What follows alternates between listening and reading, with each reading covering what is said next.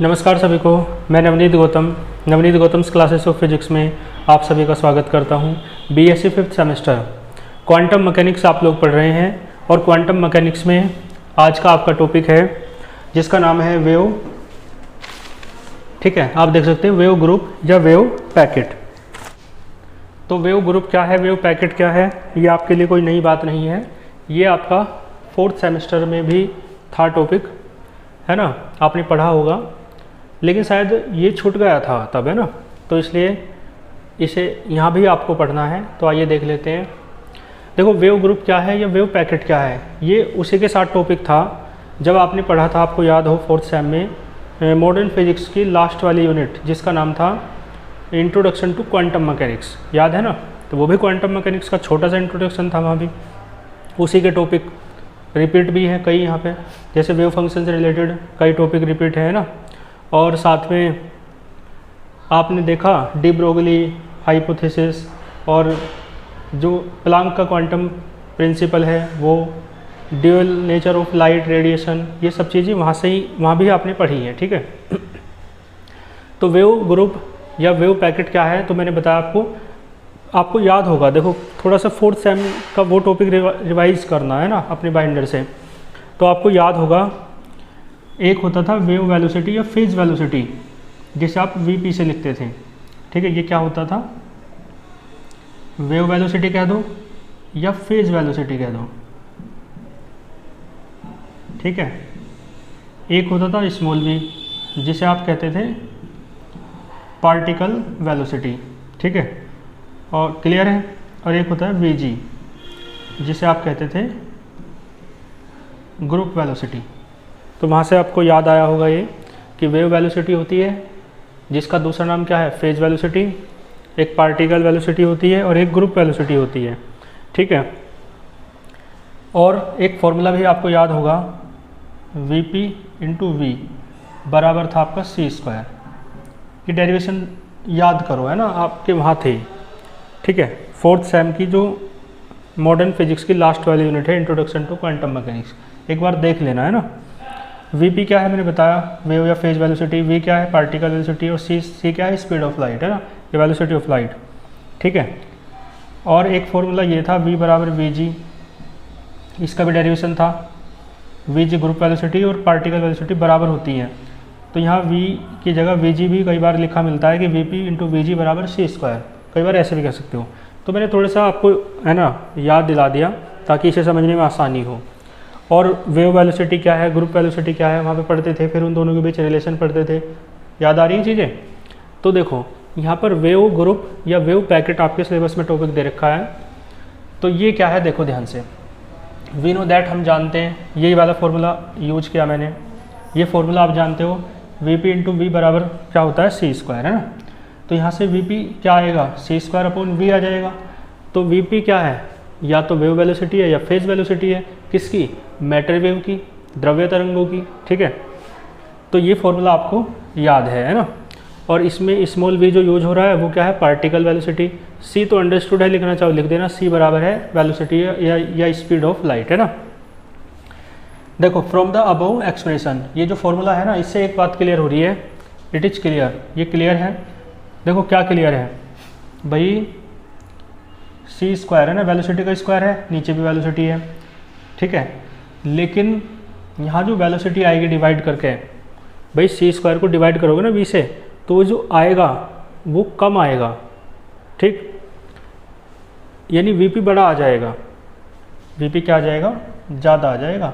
इससे रिजल्ट जो मिलेगा ना, Vp ज़्यादा मिलेगा c से।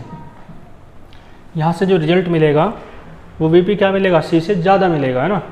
यानी जो फेज वेलोसिटी है ना या वेव वेलोसिटी है मैटर वेव की, वो वेलोसिटी ऑफ लाइट से ज़्यादा मिलती है ना। ठीक है, तो यहाँ पे लिखा है, देखो इट इज़ क्लियर दैट, कि जो फेज वेलोसिटी है यानी Vp जो है, ये Vp जो है किसका, मैटर वेव की, फेज वेलोसिटी किसकी, मैटर वेव की, वो ज़्यादा मिलती है, इज ग्रेटर, किससे, वेलोसिटी ऑफ लाइट से, यानी कि c से।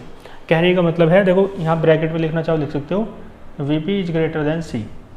इस लाइन दैट के बाद जो लाइन लिखी है उसका सीधा सा मतलब ये है कि जो फेज वेलोसिटी है या वेव वेलोसिटी है मैटर वेव की, वो ज़्यादा होती है, ठीक है, किससे, वेलोसिटी ऑफ लाइट से। लेकिन आपको ने तो एक बात पढ़ी है थ्योरी ऑफ रिलेटिविटी में आइंस्टीन की, कि कोई भी मटेरियल का जो पार्टिकल है इतनी स्पीड से नहीं चल सकता। आइंस्टीन का पोस्टुलेट है ये, है ना, याद करना 4th सेम से ही याद बता रहा हूँ आपको। आइंस्टीन थ्योरी ऑफ रिलेटिविटी पढ़ी ना, उसके postulate specific theory of relativity के, तो एक यही तो पोस्टुलेट है कि किसी भी मैटर पार्टिकल की स्पीड इतनी अधिक नहीं हो सकती कि वो स्पीड ऑफ लाइट से ज़्यादा हो जाए, है ना। तो यही बात मैंने यहाँ पे यूज की। देखो यहाँ तो कह रहा है कि वीपी सी से बड़ा है, लेकिन आइंस्टीन की थ्योरी ऑफ रिलेटिविटी के अनुसार, आइंस्टीन के आपेक्षिकता के सिद्धांत के अनुसार ये बात है कि कोई भी मटेरियल पार्टिकल जो है कैन हैव ए स्पीड, है ना, उतनी स्पीड नहीं रख सकता। नो लिखा है शुरुआत में, या ऐसे लिख सकते हो any material particle can not have, ठीक है, नो शुरुआत में लिख दिया तो यहाँ नोट नहीं लगाया। तो कोई भी मटेरियल पार्टिकल नहीं रखता है स्पीड किससे, greater than speed of light, ठीक है। स्पीड ऑफ लाइट से ज़्यादा किसी भी मटेरियल पार्टिकल की स्पीड नहीं होती है। क्लियर है ये बात। तो क्या हो रहा है, समस्या एक उत्पन्न हुई है ना कि भाई रिजल्ट इस फॉर्मूले से तो ये मिल रहा है कि वीपी बड़ा है सी से, और आइंस्टीन का जो थ्योरी ऑफ रिलेटिविटी का पोस्टुलेट है वो कहता है कि कोई भी मटेरियल पार्टिकल की स्पीड जो है ज़्यादा नहीं हो सकती वेलोसिटी ऑफ लाइट से या स्पीड ऑफ लाइट से। क्लियर है। तो स्पीड ऑफ मैटर वेव, जो इस मैटर वेव की जो स्पीड है, यानी कि यही वाली जो फेज वेलोसिटी जिसकी आप बात कर रहे हो, ये can not be greater than speed of light, ठीक है। यानी वीपी जो है सी से बड़ा नहीं हो सकता, ठीक है। इसका मतलब है कुछ और चक्कर है, ये वीपी जो सी से बड़ा आ रहा है ना, इसका कारण कुछ और है, ठीक है। इसका मतलब ये नहीं है कि फेज वेलोसिटी जो है इसकी मैटर वेव्स की वो ज़्यादा है स्पीड ऑफ लाइट से, ऐसा नहीं है, कुछ और कारण रहा होगा, ठीक है। तो ऐसा तो हो नहीं सकता। क्यों नहीं हो सकता, क्योंकि आइंस्टीन ने कहा तो है किसी भी मटेरियल पार्टिकल की स्पीड ऑफ लाइट से ज़्यादा नहीं हो सकती। तो लिखा है so speed of matter wave, है ना, can not greater than speed of light, ठीक है। क्लियर हो गया। आइंस्टीन की बात जब आई तो वही बात खारिज हो गई। और देखो दूसरे एक बात और, सेकेंडली एक बात और, कि जो फेज वेलोसिटी है मैटर वेव की, यानी कि यही वीपी, ये ग्रेटर देन ज़्यादा होता है वेलोसिटी ऑफ पार्टिकल। यानी देखो वीपी जो है ना सी से बड़ा है, ये तो रिजल्ट मिल रहा था, जो वीपी है ना वो वी से भी बड़ा है, यानी फेज वेलोसिटी मैटर वेव की पार्टिकल वेलोसिटी से भी ज़्यादा होती है, ठीक है। क्लियर है।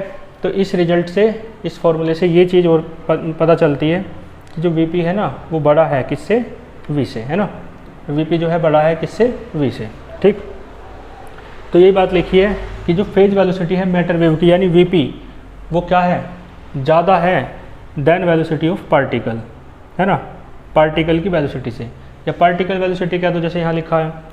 क्लियर है। तो अब खुद बताओ, जो वीपी है आपका वो सी से भी बड़ा है, वीपी जो है वी से भी बड़ा है, ठीक है। जो सी से बड़ा है ये बात तो खारिज हो गई, ठीक है। वी से ज़्यादा है वीपी, यानी पार्टिकल से ज़्यादा तेज चल रही है वेव। फेज वेलोसिटी को वेव वेलोसिटी भी तो कहते हैं, यानी वेव की वेलोसिटी ज़्यादा है, पार्टिकल की वेलोसिटी कम है। देखो यहाँ से रिजल्ट है ना, वीपी क्या है, वेव वेलोसिटी या फेज वेलोसिटी, और वी क्या है, पार्टिकल वेलोसिटी। तो इसका मतलब है भाई डी ब्रोगली क्या कह रहे हैं कि जब पार्टिकल चलता है ना मैटर का, तो उसके साथ साथ एक वेव चलती है, ठीक है। तो इसके अनुसार तो वीपी और वी बराबर होनी चाहिए, यानी उतनी ही जितनी वेलोसिटी पार्टिकल की है वी, उतनी ही वेव की होनी चाहिए वीपी, जो वेव वेलोसिटी है।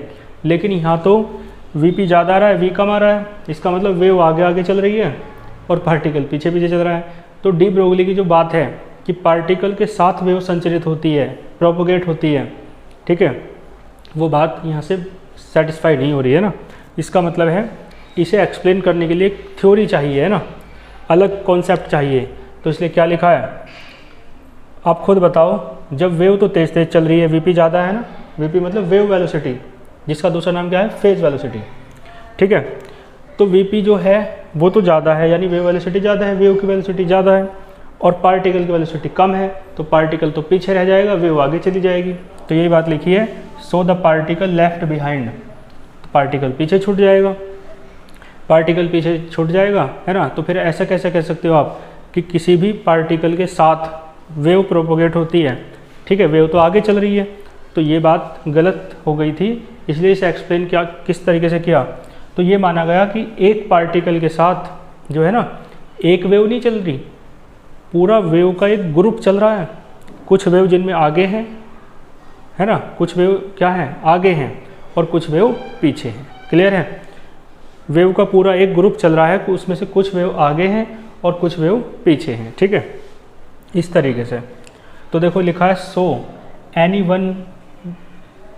वन वेव, तो केवल एक ही wave can not be associated, जुड़ी हुई संबद्ध नहीं हो सकती विद मटेरियल पार्टिकल, है ना।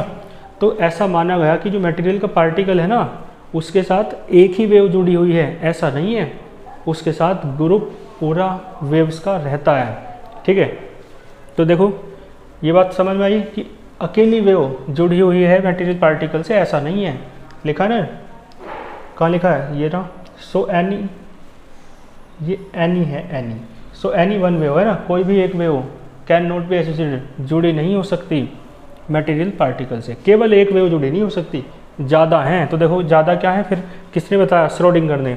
तो इसलिए श्रोडिंगर एज्यूम्ड, श्रोडिंगर ने माना, क्या माना, दैट, क्या माना कि ये मूविंग मटेरियल पार्टिकल, जो मूविंग मटेरियल पार्टिकल है, गतिशील जो पदार्थ का कण है, वो इक्विवेलेंट होता है number of waves, A number of waves, यानी वेव्स अकेली नहीं है, ए नंबर ऑफ वेव्स, वेव्स का पूरा एक ग्रुप है। क्लियर है? किसने माना, श्रोडिंगर ने। यानी मटेरियल पार्टिकल के साथ एक सिंगल वेव नहीं चलती, वेव का पूरा एक ग्रुप चलता है। तो पूरा वेव का एक ग्रुप चल रहा है या मटेरियल पार्टिकल चल रहा है, बात एक ही है। उसमें कुछ वेव आगे हैं, कुछ पीछे हैं, इस तरीके से पूरा सारी वेव से मिलकर क्या बनता है, एक ग्रुप बनता है। ठीक है, ठीक है। तो यही बात श्रोडिंगर ने बताई कि मूविंग मटेरियल पार्टिकल जो है ना इक्विवेलेंट है, यानी उसके साथ साथ चलता है ए नंबर ऑफ वेव्स, बहुत सारी वेव चलती हैं। किसके स्थान पर, सिंगल वेव के स्थान पर। अभी तक माना जाता था कि सिंगल वेव चलती है पार्टिकल के साथ, लेकिन अब श्रोडिंगर ने क्या माना कि केवल सिंगल वेव नहीं चलती पार्टिकल के साथ, मटेरियल पार्टिकल के साथ, बल्कि वेव्स का एक ग्रुप चलता है पूरा। ठीक है, बहुत सारी वेव चलती हैं। तो इसी ग्रुप को, वेव के इसी ग्रुप को आप क्या कहते हो, वेव पैकेट कहते हो या वेव ग्रुप कहते हो। ठीक है, वेव के इसी ग्रुप को आप वेव पैकेट कहते हैं, और वेव पैकेट ही आपको समझना था, वेव ग्रुप भी इसे कहते हैं। ठीक है, और इसका डायग्राम आप बोर्ड पर देख सकते हो कि वेव पैकेट किस तरीके से दिखता है। ठीक है, तो इस तरीके से ये टॉपिक भी आपका कंप्लीट होता है। ठीक है, मिलते हैं फिर नेक्स्ट लेक्चर में, अच्छे से पढ़ते रहिए। All the very best.